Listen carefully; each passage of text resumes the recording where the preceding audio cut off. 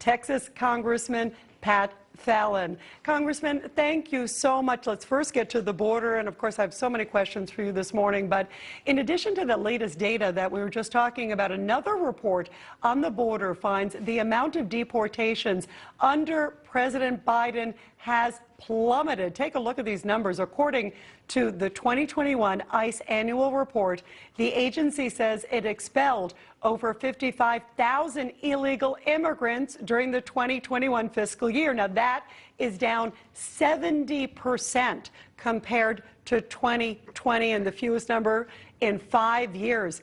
That is enormous. It means that they are staying here. They're not going somewhere. You know that all too well, they're being in Texas, right, Congressman?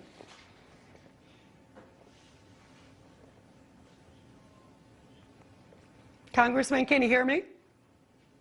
We're going to try to get him back in one moment, but we are talking with the congressman, of course, about the border situation.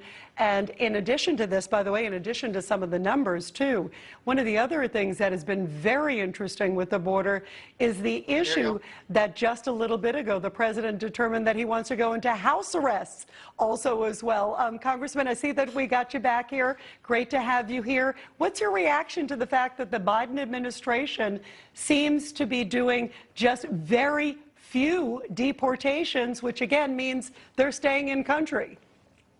Yeah, Rita, can you hear me now? I hear you perfectly, loud and clear. All right.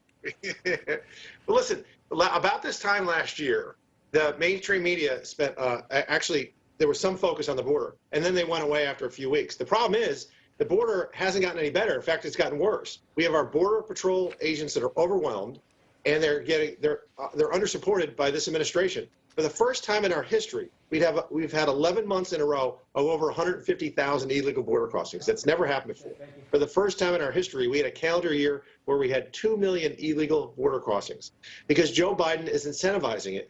And the migrants from Mexico and Central America, and really, quite frankly, from around the world, there's 160 different countries that have had people cross the border illegally from Mexico, is that they know that they're going to be welcomed here. Instead of, President Trump had a wait in Mexico policy, and that policy worked. Joe Biden made it, catch and release. We had build the wall, it became open the gate. And then we had criminals were being deported, and that became cartels run amok. Yeah, it is amazing. By the way, there was an op-ed, Congressman, in the New York Post, and it suggests that the border is, quote, an imaginary line to President Biden, and that seems to be the case. By the way, also, border agents are now negotiating with the cartels. This is stunning, to handle the overwhelming migrant crossings. That's according to a former U.S. official, Mark Morgan, who I'm sure you know well.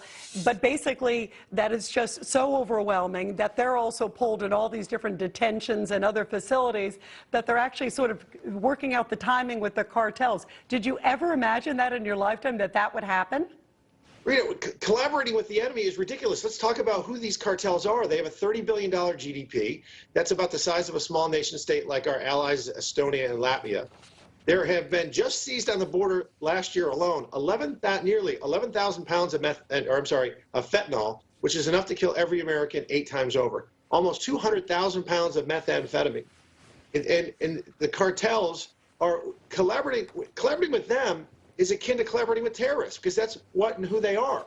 You know, if a journalist in Mexico reports on cartel activities, the likelihood of them being murdered within 24 hours is extraordinarily high. We do not negotiate with terrorists, and we sure as heck don't work with them.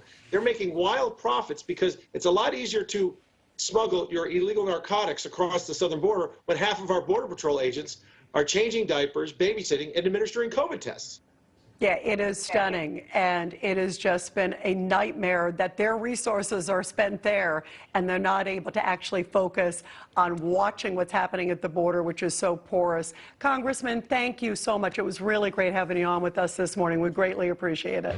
Thanks, Rita. God bless. Take care. Thank you. You too.